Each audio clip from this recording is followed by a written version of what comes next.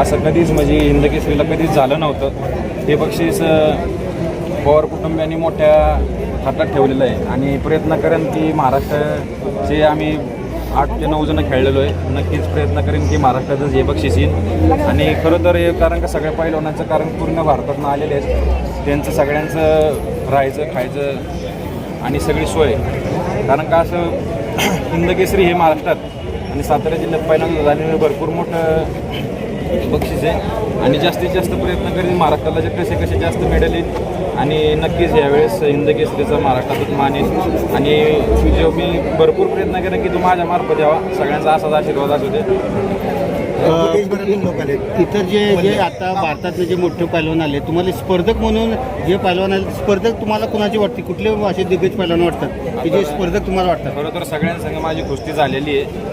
काहींच्या सगळं जिंकलेलो पण आहे, हारलेलो पण आहे.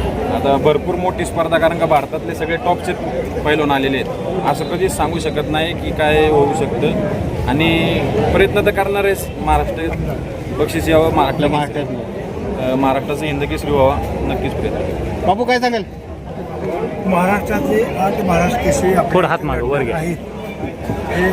हे पैलवान नाही, पुढे. महेंद्र गायकवाड आहे, पृथ्वीराज मोहोळ आहे, सगळे चांगले टॉपचे प्लेयर महाराष्ट्रातले आहेत. आपले DYSP हे बी आहेत, विजय चौधरी बी आहेत. त्यामुळं महाराष्ट्रातल्या कुस्त्याचे आपल्याला इथे चांगल्या पद्धतीने बघायला मिळेल आणि आपण लोकांना आव्हान करतोय, या कुस्त्या बघायचं तुम्ही चुकवू नका.